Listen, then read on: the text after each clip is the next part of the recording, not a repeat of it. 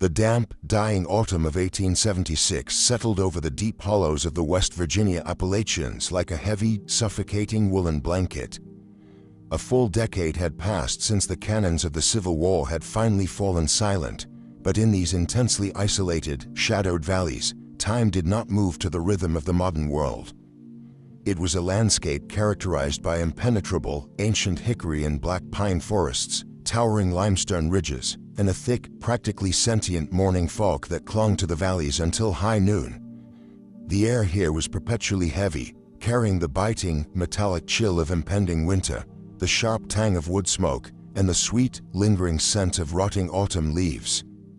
To survive in this unforgiving wilderness required a profound, almost brutal self-reliance, a trait that had been hammered directly into the bones of Silas and Caleb Abernathy. At 22 years old, the identical twin brothers were practically indistinguishable, both possessing the lean, hardened musculature of men who had spent their entire lives violently wresting a living from the rocky Appalachian soil. They lived in complete, deliberate isolation in a rustic, rough-hewn timber cabin nestled at the absolute bottom of a steep, bowl-shaped depression in the mountains. It was a geographic dead end, miles away from the nearest, struggling logging roads, accessible only by a treacherous, practically invisible deer trail. The brothers were quiet, fiercely private men who shared a silent, symbiotic understanding, rarely needing to speak to coordinate their grueling daily chores. They had been raised in this profound seclusion by their late father, Dr. Thaddeus Abernathy, a man whose memory they guarded with an absolute, practically religious reverence. To the twins, and to the scattered, deeply superstitious farming families of the surrounding county, Dr. Abernathy was remembered as a pioneer saint. He had been a humble, deeply pious country doctor who had tragically passed away in his sleep a few years prior. The brothers remembered him as a gentle giant, a man of profound medical intellect who had deliberately forsaken the immense wealth and prestige of the East Coast society to live an ascetic, punishing life in the mountains, dedicated entirely to healing the poorest, most desperate souls of the hollows. The twins kept his modest cabin perfectly preserved, his worn leather medical bag polished and resting on the mantel like a holy relic. They lived their lives strictly adhering to his stoic, righteous teachings, completely unaware that the very foundation of their existence was a carefully constructed, terrifying lie. Before we wipe the freezing mud from our hands and pry open the rusted iron of this forgotten history, I'd like to take a quick pause to welcome you. If you find yourself drawn to the darker, hidden corners of the past and the unsettling mysteries that time has desperately tried to bury, I would be truly grateful if you subscribed to the channel. We uncover these chilling historical secrets together, and having you along for the journey is what makes this all possible. Now, let's return to the biting cold of 1876, where the earth itself was about to surrender a horrific secret. The catalyst for the shattering of the Abernathy brothers' reality was incredibly mundane. The autumn of 1876 had brought a series of brutally early, killing frosts, an undeniable, ominous sign that the approaching winter was going to be exceptionally long and violently cold.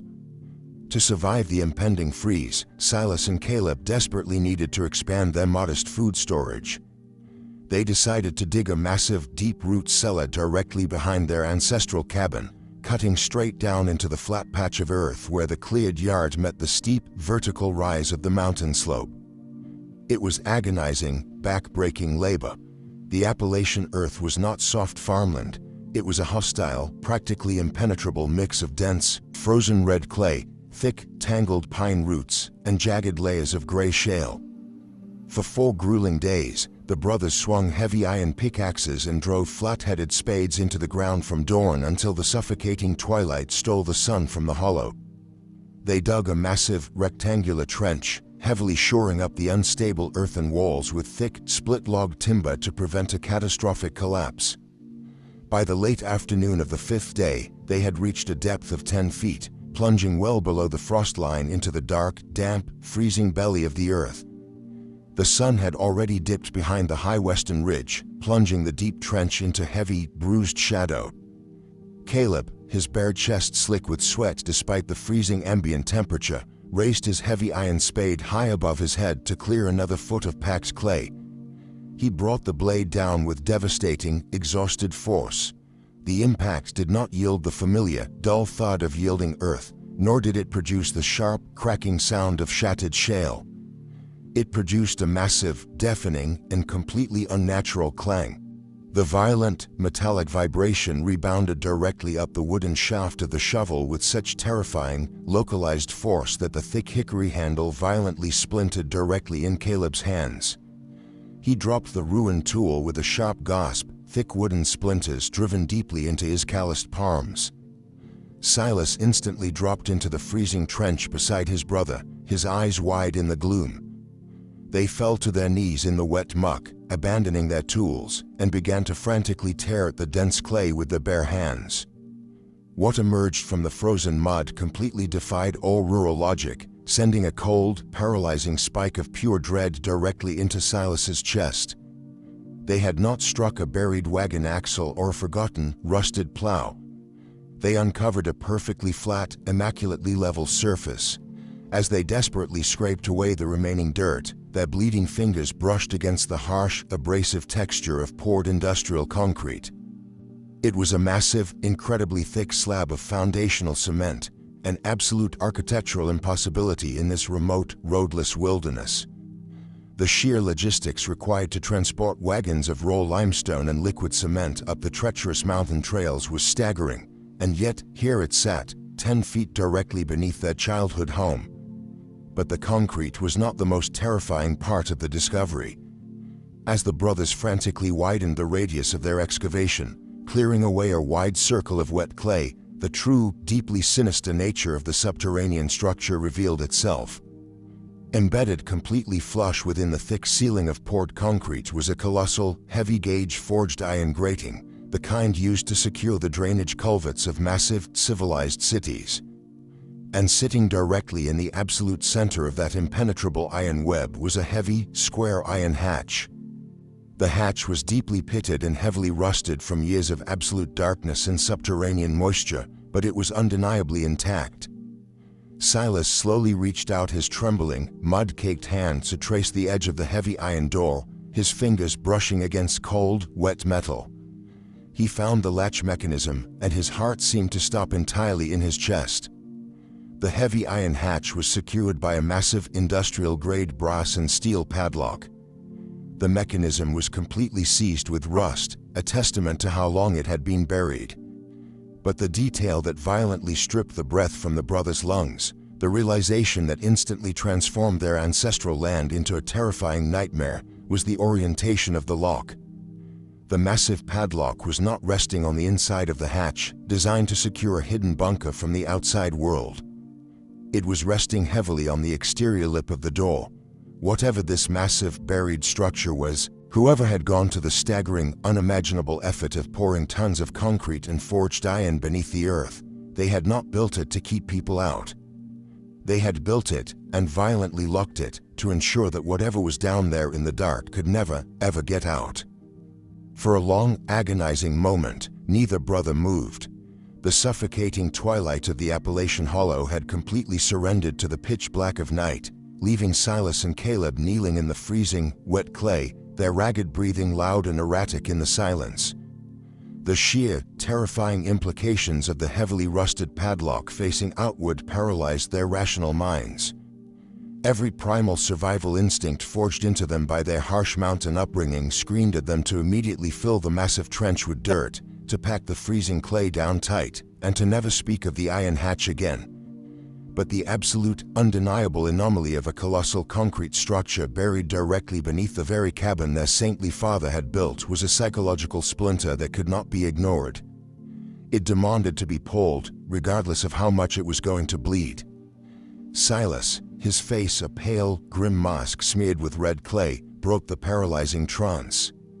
He did not speak a single word to his twin. He simply stood up in the deep trench, his boots sinking heavily into the muck, and grabbed the heavy, 10-pound iron pickaxe they had been using to break the shale. He wedged his boots firmly against the shored-up timber walls for leverage, raised the heavy iron tool high above his head, and brought the sharp, forged steel point down with devastating, explosive violence directly onto the heavy brass mechanism of the padlock. The deafening, metallic shriek of steel violently impacting steel completely shattered the heavy silence of the dead woods, echoing aggressively off the high, invisible ridges surrounding their isolated bowl. It took 7 agonizing, back-breaking strikes, each one echoing like a cannon shot in the dark, before the heavily rusted internal tumblers finally, violently gave way. The thick steel shackle sheared completely in half with a sharp crack, the ruined, heavy husk of the lock dropping uselessly onto the concrete ceiling. Caleb instantly moved to help his brother. They wedged the flattened ends of their iron spades beneath the thick, overlapping lip of the square iron hatch. The rusted, ancient iron hinges screamed in violent protest, a high, agonizing, metallic wail that sounded terrifyingly like a dying animal in the dark, as the incredibly heavy door was slowly, painfully levered upward and pushed backward onto the concrete. As the heavy iron hatch slammed open, breaking a vacuum seal that had held for well over a decade, the earth violently exhaled. A powerful, freezing updraft rushed directly out of the square black maw, hitting the sweating twins like a physical, suffocating blow. But it was not the familiar, comforting smell of damp earth, wet stone, or rotting pine roots. The draft carried an overwhelmingly concentrated, deeply unnatural, and terrifyingly clinical stench. It smelled aggressively of heavy chemical antiseptics, the sharp, burning tang of carbolic acid, and the sweet, sickly, putrid odor of ancient, stagnant water mixed with profound, biological rot. It was the distinct, unmistakable scent of a heavily sanitized slaughterhouse, a smell that had absolutely no place beneath a simple, rustic timber cabin in the wilderness. Gasping and coughing against the foul, burning draft, Silas scrambled up the muddy walls of the trench and sprinted toward the dark cabin, returning moments later with 2 heavy brass kerosene lanterns and a box of sulfur matches. He struck a match against the sole of his boot, the sudden flare of yellow light casting long, terrified shadows across the trench, and lit the thick wicks. Holding the lanterns out over the precipice of the open hatch, the weak ember beams desperately attempted to pierce the suffocating darkness below. The light did not reveal a simple, dirt-floored root cellar or the crumbling wooden supports of a forgotten, collapsed coal shaft. It illuminated a narrow, incredibly steep, and meticulously hand-carved stone spiral staircase plunging vertically down into the solid, unforgiving bedrock of the mountain. The architecture was absolutely staggering in its complexity and expense. The stone steps were not rough or uneven, they were perfectly measured, expertly chiseled from the dark gray limestone, curving downward in a tight, claustrophobic spiral designed specifically to disorient the mind and conserve subterranean space. With a heavy, sickening dread pooling in their stomachs, the Abernathy twins slowly began the descent, the heavy, rhythmic thud of their boots on the cold stone echoing wildly down the shaft. The temperature plummeted drastically with every tight rotation, the freezing winter air of the surface replaced by the deep, damp, bone-chilling cold of the unheated earth. Water constantly dripped from the unseen ceiling, running in slick black rivulets down the curving stone walls, making the narrow steps incredibly treacherous. They descended 30, perhaps 40 feet straight down into the crust of the earth, far deeper than any natural cavern or logical basement. When the spiral staircase finally terminated, the twins stepped off the last stone riser and held their brass lanterns high, their breath pluming in the freezing, stagnant air. The amber light washed over a space that violently, completely shattered their understanding of their world. They were standing at the entrance of a sprawling, immaculately constructed, and terrifyingly long subterranean hallway. The floor beneath their boots was laid with perfectly leveled, interlocking ceramic tiles, specifically designed with subtle, deliberate grading toward rusted iron drainage grates set evenly down the center of the corridor. The walls were constructed of heavy, dark red, kiln-fired brick, heavily glazed to ensure they could be easily and violently scrubbed clean with caustic chemicals. The heavy, oppressive silence down here was absolute, a crushing, pressurized quiet that made the blood roar in their ears. It was an environment built with immense, staggering financial backing, a facility designed for extreme permanence, absolute secrecy, and total containment. But it was the doors lining the sprawling corridor that truly paralyzed the brothers with pure, unadulterated psychological horror.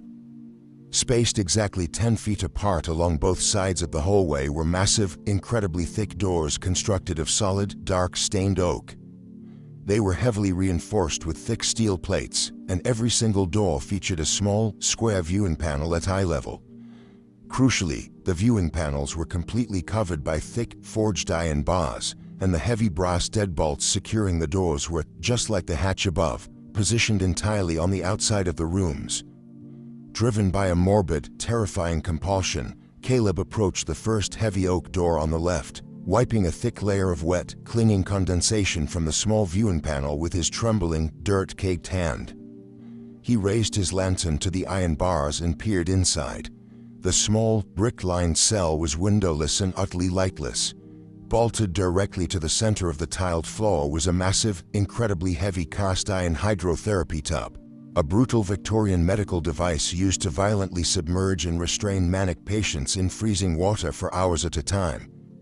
The heavy leather restraining straps attached to the sides of the tub were stiff, heavily cracked, and deeply stained with vast, dark, unrecognizable fluids. Discarded in the corner of the cell, rotting in the damp, was a heavy canvas straitjacket, its thick leather buckles heavily rusted shut. Silas moved numbly to the next door, his heart hammering violently against his ribs. Inside the second room, the lantern light illuminated a terrifying array of rusted, high-end Victorian surgical equipment resting on a heavy metal trolley. There were long, crude bone saws, heavy iron retractors, and thick, leather bite blocks, all completely abandoned to the dark. They had not discovered a mine, and they had not uncovered a hidden fortune. Hidden 30 feet directly beneath their humble, rustic cabin, entirely masked by their father's carefully curated facade of pioneer poverty, was a fully equipped, heavily fortified, and utterly terrifying subterranean medical facility. Moving deeper into the freezing, ceramic-tiled corridor, past dozens of these horrific, iron-barred cells, the twins found the absolute epicenter of the subterranean complex. It stood at the terminus of the long hallway, entirely distinct from the heavy, steel-plated cell doors they had just walked past. Instead of solid oak and iron bars, this entrance featured a pair of tall, double doors inset with shattered panels of frosted, intricately etched glass. Pushing them open, the heavy brass hinges groaning loudly in the stagnant, chemical-soaked air, the brothers stepped into a space that felt like a violent, architectural hallucination. It was a lavishly appointed, high-society executive office, violently displaced from a wealthy Boston or Philadelphia avenue and buried deep within the unforgiving Appalachian bedrock. The walls were covered in dark, rotting mahogany wainscoting and peeling silk wallpaper that hung in thick, damp, mildewed strips like dead skin. A massive, intricately carved executive desk dominated the center of the room, surrounded by ruined, water-damaged velvet armchairs whose heavy stuffing spilled out onto the tiled floor. The sheer, staggering cost and logistical impossibility of bringing this fine furniture down into the mountain was practically incomprehensible. Resting squarely in the center of the rotting mahogany desk, miraculously preserved from the heavy subterranean moisture by a thick, airtight tin dispatch box, was a massive, leather-bound ledger. Silas reached out with trembling, dirt-caked fingers and released the heavy brass clasp of the tin box. He pulled the thick ledger free, the heavy leather binding cracking loudly in the silent room, and slowly opened it to the very first page. The brass lantern light washed over the thick, cream-colored parchment, and the breath violently hitched in both of their throats, leaving them entirely paralyzed. The ink was dark, iron gall black, and the handwriting was absolutely, terrifyingly unmistakable. It was the meticulous, elegant, and deeply precise script of their beloved father, Dr. Thaddeus Abernethy. The pages were not filled with the humble, pious prayers or the simple herbal remedies of a pioneer doctor. They were immaculate, highly detailed financial logs and clinical admission records. The entries documented staggering, practically unfathomable sums of money, thousands of dollars in gold bullion, wire transferred from prominent, wildly wealthy East Coast families. The ledger was the undeniable, physical proof that their saintly father had not just stumbled upon this subterranean nightmare. He had been its chief architect, its warden, and its absolute, undisputed ruler. The psychological whiplash was absolute, a completely paralyzing blow that shattered the fundamental foundation of their entire existence. Unable to process the suffocating, carbolic-soaked reality of the dark, and driven by a desperate, frantic need to escape the crushing weight of the earth, Silas and Caleb practically fled the office. But before they turned back toward the dark spiral staircase, a chaotic mix of primal survival instincts and a desperate need for tangible proof overtook Caleb. Their winter root cellar was entirely ruined, their food supplies were critically low, and they needed to know they had not simply lost their minds in the dark. He grabbed a heavy, velvet-lined wooden case resting on a rotting surgical side table near the door. Inside, gleaming brightly even in the dim lantern light, lay a pristine, complete set of incredibly ornate, high-carbon steel and pure silver surgical instruments. They snapped the heavy velvet case shut, sprinted frantically back up the treacherous stone steps, and violently hauled the heavy iron hatch shut behind them, leaving the horrific truths buried in the dark. When the bleak, gray dawn finally broke over the hollow, burning away the worst of the dense morning fog, the twins saddled their two heavily worked mules and began the treacherous, winding descent toward the nearest valley town. It was a miserable, soot-stained settlement recovering slowly from the economic devastation of the war, a place where strangers were viewed with intense, aggressive suspicion. The brothers rode directly to the sprawling general store, a dimly lit, dusty establishment smelling of chewing tobacco, raw wool, and oiled canvas. Their intention was simple and entirely pragmatic: barter the ornate silver instruments for 50 pounds of flour, heavy sacks of salt, and a large keg of mining black powder to blast a new, shallower root cellar far away from the cursed iron hatch.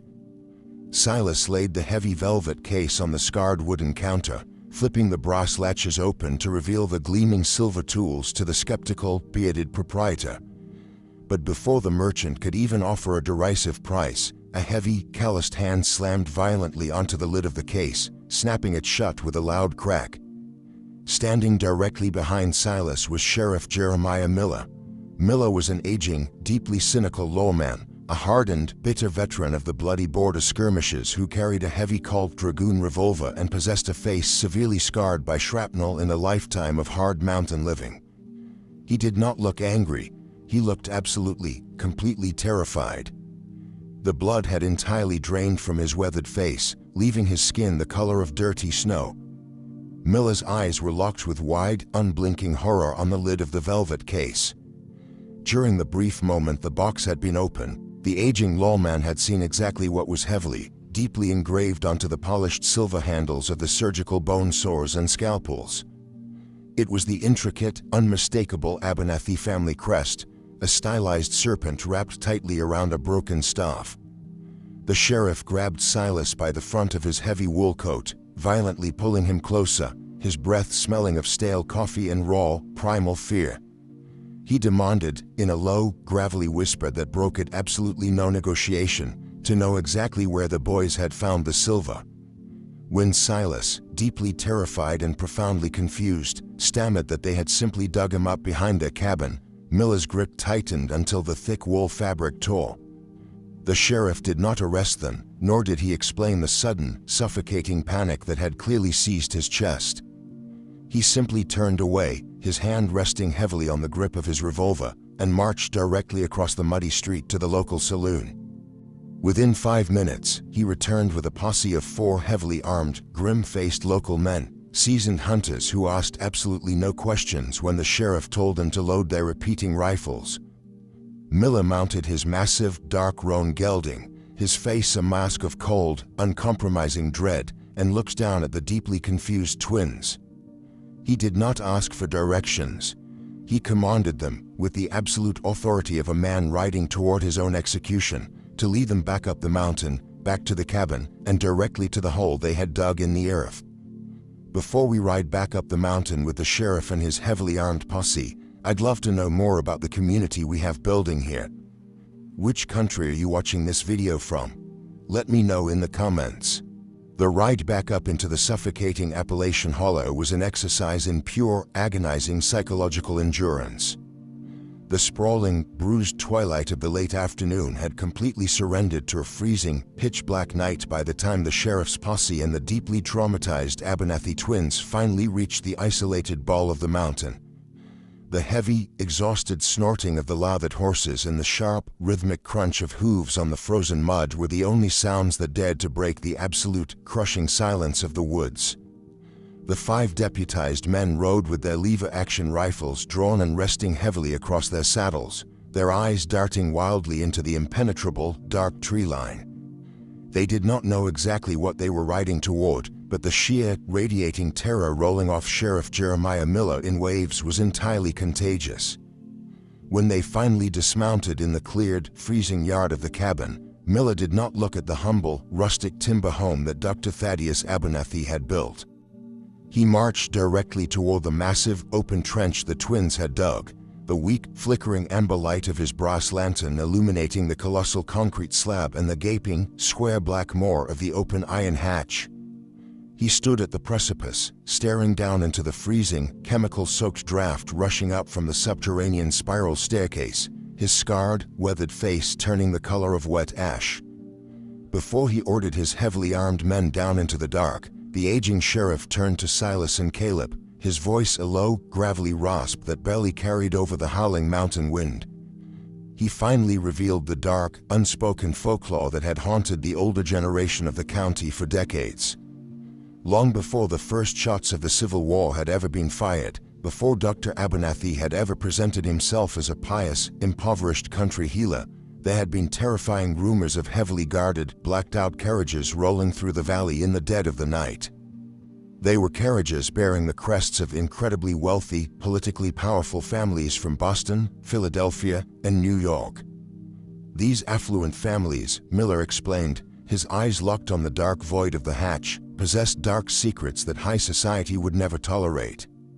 They had children born with severe, grotesque physical deformities, wives who had descended into violent, uncontrollable madness, or heirs suffering from profound, incurable neurological afflictions.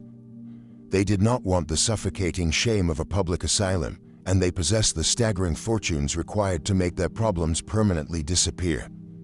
The rumors spoke of the Abernathy Sanatorium, a highly secretive, completely illegal, and entirely off-the-books medical facility hidden somewhere in the impenetrable West Virginia wilderness. It was a place where the elite could send their broken relatives, pay a massive, exorbitant sum in untraceable gold, and receive a forged death certificate in return, absolving them of any legal or moral consequence. The patients were never, ever seen or heard from again. The horrific realization of what their father had actually been doing paralyzed the twins, their minds violently rejecting the reality that their entire, isolated upbringing had been funded by blood money and built directly on top of a torture chamber. With a heavy, grim nod, Sheriff Miller drew his heavy Colt Dragoon revolver and ordered the posse to ignite their lanterns. The descent down the tight, claustrophobic stone spiral staircase was agonizing. The heavy, rhythmic thuds of their boots echoed wildly against the damp limestone, and the suffocating, putrid stench of ancient carbolic acid and deep, biological rot grew exponentially stronger with every vertical foot they dropped into the earth. When the posse finally reached the sprawling, ceramic-tiled corridor, the hardened, seasoned hunters were violently shaken. They swept their rifle barrels across the heavy, steel-plated oak doors, peering through the iron-barred viewing panels at the rusted Victorian surgical sores and the rotting, stained straitjackets. But Miller did not stop at the lavishly appointed, water-damaged mahogany office. Driven by a grim, terrifying intuition, he led the men past the desk, moving deeper into the freezing, lightless bowels of the facility, until the ceramic tiles abruptly ended before a massive, colossal barrier. It was a heavy, forged steel bank vault door, the kind utilized by federal treasuries to protect national reserves. It was not built to keep intruders out at the lowest level. It was meticulously engineered with heavy rubber gaskets to keep the agonizing, unending screams of the patients completely contained, preventing the sound from ever vibrating up through the mountain bedrock. The massive steel locking wheel was severely rusted, requiring the combined, brutal, back-breaking physical strength of Silas, Caleb, and 2 deputies to violently force it to turn. With a deafening, metallic shriek that echoed aggressively down the long corridor, the massive vault door slowly swung open, entirely breaking a dark, airtight seal that had held for over a decade. The air inside the deepest ward was absolutely devoid of moisture, completely stagnant, and overwhelmingly thick with the dry, choking dust of decayed human remains. The deputies raised their lanterns high, the weak, flickering amber beams piercing the absolute pitch black, and the true, unfathomable scale of Dr. Thaddeus Abernathy's monstrous crimes finally materialized in the shadows. This was not a medical ward. It was a subterranean ossuary. The sprawling, cavernous room was lined with dozens of small, bricked-in cells, but they did not have heavy oak doors. They were enclosed by massive, floor-to-ceiling forged iron cages, exactly like the brutal enclosures used in traveling menageries to hold dangerous apex predators. And inside every single heavy iron cage, illuminated by the trembling light of the lawmen's lanterns, were the skeletal remains of the forgotten patients. The bones were still draped in the rotting, heavy canvas of their straitjackets, their skeletal wrists and ankles still heavily bound in rusted iron chains bolted directly to the cold brick walls. Some of the skeletons were agonizingly small, the warped, deformed remains of discarded children, their tiny, fleshless fingers curled tightly around the iron bars in a permanent, horrific display of desperate terror. Sheriff Miller, his hands shaking so violently that his heavy revolver rattled in his grip, pulled a folded piece of thick, cream-colored parchment from his heavy wool coat. He had taken it from the leather-bound ledger in the mahogany office. He read the final, meticulous entry aloud to the horrified men, the iron gold ink detailing a date in the late spring of 1862. It was the exact month a massive detachment of the Union Army had moved aggressively through the West Virginia hollows. The chilling, absolute truth crystallized in the freezing, dust-choked air. When Dr. Abernathy received word that thousands of Union troops were sweeping the valley, he knew his highly illegal, horrific operation would be instantly discovered.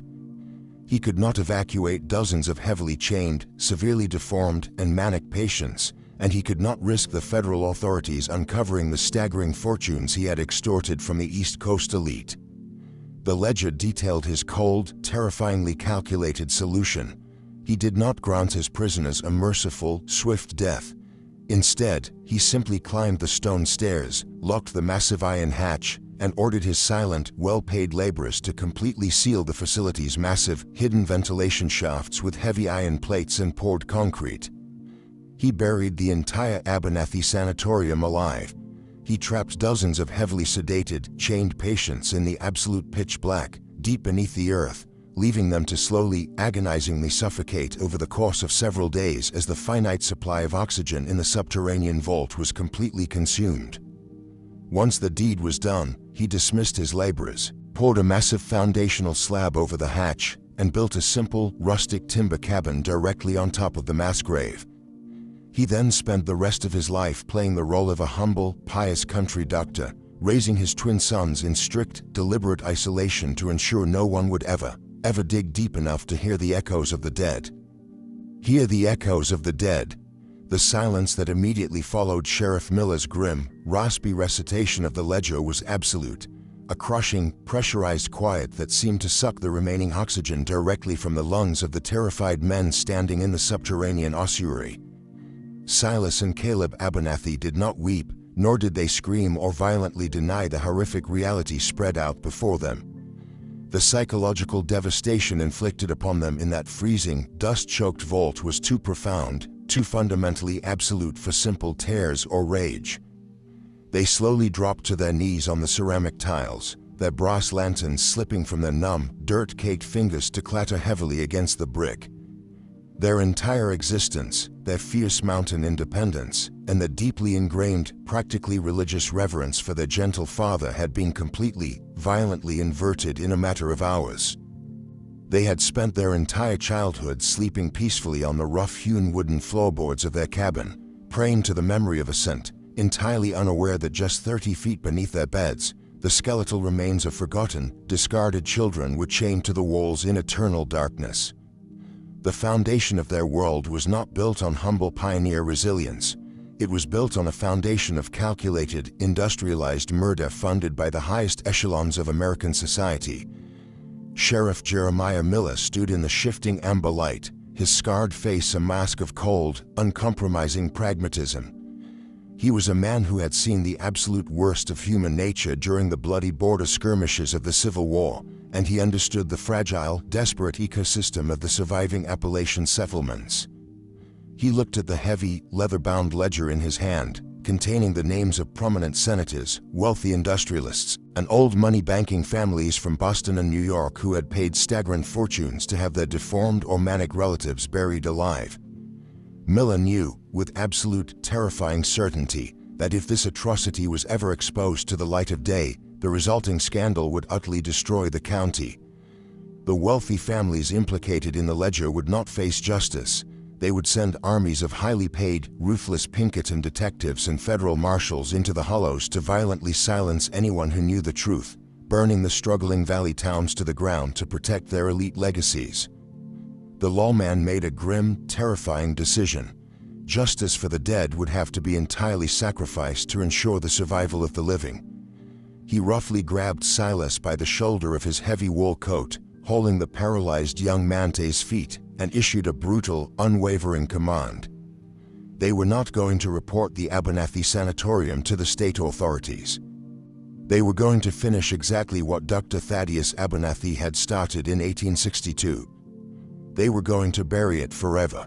Under the strict, heavily armed supervision of the grim-faced deputies, the deeply traumatized twins were forced to participate in the obliteration of their own ancestral legacy.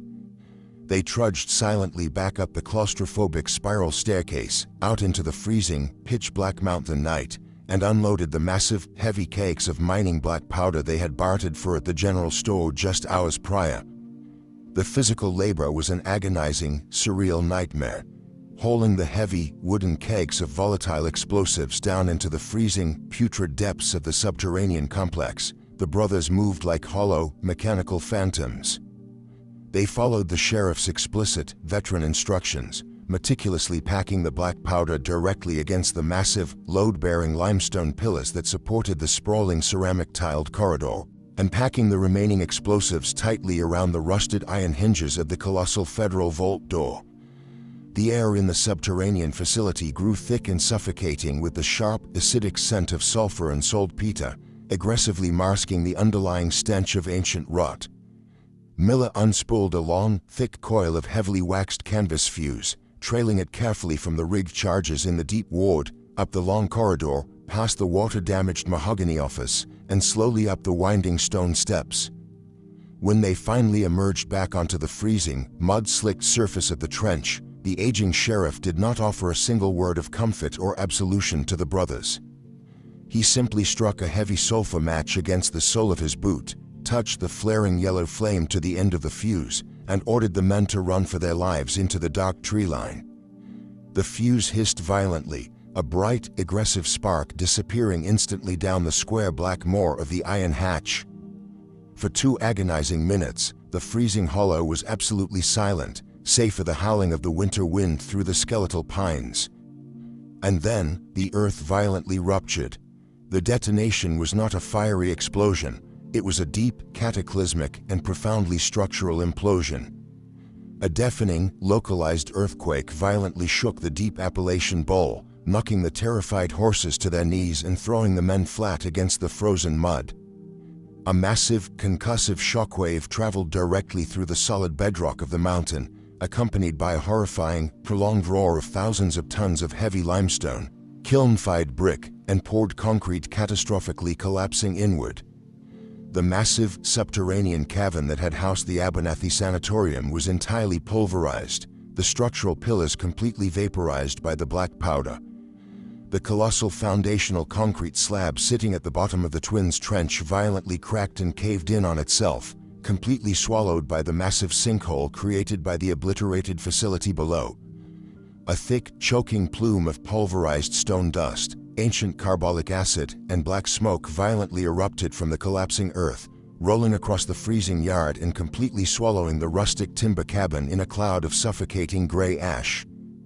When the violent trembling of the mountain finally ceased, leaving a ringing, agonizing silence in its wake. The deep trench was gone. It had been replaced by a massive, uneven crater of shattered earth and broken shale. The iron hatch, the spiral staircase, and the heavy, steel-plated doors were permanently crushed beneath millions of pounds of unforgiving mountain rock. The nightmare was finally, irreversibly sealed.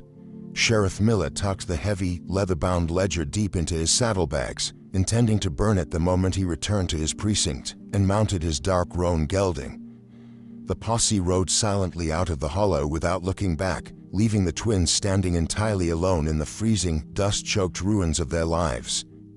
Silas and Caleb Abernathy did not attempt to salvage their father's medical bag from the heavily dusted mantle of the cabin, nor did they pack any winter supplies, heavy coats, or heirloom rifles. The psychological tether that had bound them to this isolated mountain valley had been violently, permanently severed. They turned their backs on the collapsing, structurally ruined timber cabin and simply walked away into the freezing, pitch-black Appalachian wilderness. They carried absolutely nothing with them but the clothes on their backs and the crushing, unbearable weight of a horrific truth. They disappeared entirely into the rapidly expanding western frontier, changing their names and never speaking to another living soul about the hollow, effectively erasing the Abernathy bloodline from the historical record forever.